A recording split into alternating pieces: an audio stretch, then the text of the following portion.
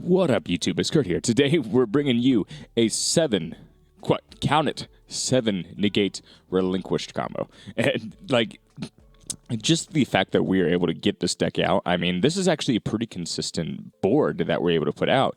Of course, 7 is like the maximum end of that. Normally, we can do 4 to 6 negates very, very consistently.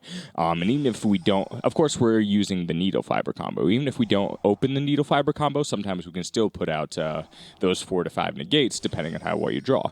Again, this deck can get bricky sometimes, but from my experience, basically, well, all you need is to open a normal summon and either open Arborea or search Arborea, and then you have 4 Needlefiber combo, and you can kind of block any Ash Blossom if you are able to get Millenniumize. Sorry, you know, the level 1 monster. If you get that on the board, you're able to do a lot of blocking of any hand traps. So we're gonna go ahead and we'll actually go through the combo here. All right, so here's the combo first, and you can see we open pretty well. We actually open up Tour Guide, and we're able to. We don't even have to use the Sangan search because we open so well that we actually have Arborea as well. So as you can see here, again, I know I'm playing against nobody right now, but this is just showing you the combo. You can see here we're actually utilizing, of course, the Needlefiber, but at some point. We're able to get the Needlefiber combo, and then we're able actually to use the Martial Metal Marcher to get back Arborea, which then gets us Herald of the Arclight. And a Herald of the Arclight will actually get a search if we link it off. And then all right, so after we get into our Dawn Dragster, which I chose because spell and trap negation in this deck is very important, and it kind of goes well with the combo really, really well. We get the search, and then if we play our zones right, we have to make sure we're aware of our zones, and we summon that to the Cross Sheep zone. Then we can summon back the Herald of the Arclight. So not only did we get that negate back, but we got a search of it on top of it for our Relinquished, so we don't always have to open Relinquished to do the combo. So yeah, this is just really, really insane. And then from there, we can go into Selene and get back. If we open enough extension, we can get Linkaribo on the board to get protection. This deck just has a lot of freaking gas. And you can see sometimes this deck does lose to Interruption, but sometimes you can play through 2 of them and still put up a really, really good board, which is insane. So let's get into the deck list here. So forgive me for a second. I'm going to actually bring this up on my own screen that I'm using to record. 1 second. I apologize. Give me... I posted the screenshot, but okay, so obviously we're running the 3 Relinquished, and we are running Fright for Patchwork. I decided to bring Fright for Patchwork up to 3. We're doing the Tour Guide, we're doing the Sangan, we're doing 3 Millenniumize, the discard one. I forget what it's called, but then we have, I'm actually on 2 Jester Compet. We're on the 2 Chain, we're on 3 Arborea, we're on the Plague Spreader Zombie, we're on, of course, this is actually insanely good in this deck. We're on the Predaplant fusion combo. Actually, there are some cute interactions if you use a discard for Predaplant and you discard, well, obviously if you discard Relinquish, that's good, but if you discard Chain, if you open up Edge and Chain, then Edge and Chain gets a search even if you get your Predplant combo ashed or something of that nature. Then we're actually doing our I'm sorry, my speech is terrible, but we're doing our Relinquished Fusion. We have our Black Illusion Ritual. We have 3 pre-preparation rites. We have the Instant Fusion, we have Monster Reborn, and of course we have the Patchwork and the Polymerization.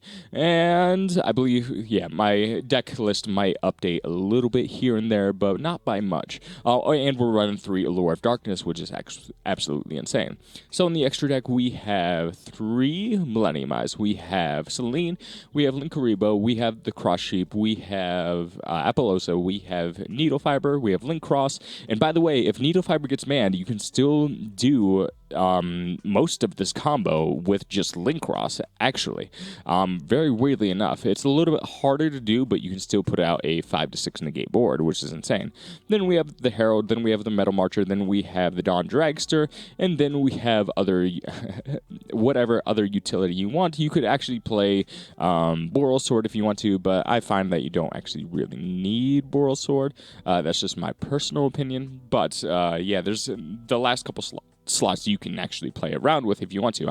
I put in another Herald, but then we have the side deck. Kaijus are really good in the side deck, but it's really hard to side in this actually because you don't have a lot of room to side, but just put really, really effective sides in and you'll have a lot easier time. You can actually break boards with a strategy pretty well as well. So yeah, we'll do this one replay one more time, and I'll show you some other replays. And this deck can actually break boards because you actually have more options going second in some situations. Obviously, you can get the discard. You can bait negations very easily if you get Millennium Eyes on the board. Well, like your opponent's going to have a very hard time playing around that, obviously. So. And I thought about playing just preparation rites instead of the pre-preparation and taking out the ritual spells, but sometimes the ritual spells actually come up. Sometimes you do want Relinquished on the field, weirdly enough. There are weird situations where it comes up where you need to ritual summon, and it actually comes up going second as well. If you go second, sometimes the effects that Relinquished gets is just insane. If you discard Edgem Chain, sometimes that's extremely relevant as well. It's very important for getting those baits.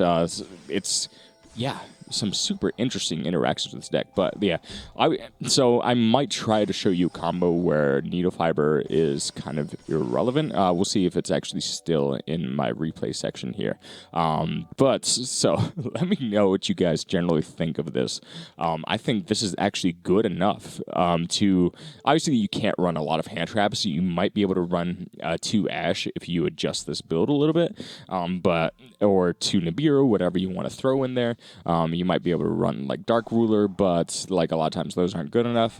But aside from not being able to run hand traps, this can actually definitely beat the best strategies right now.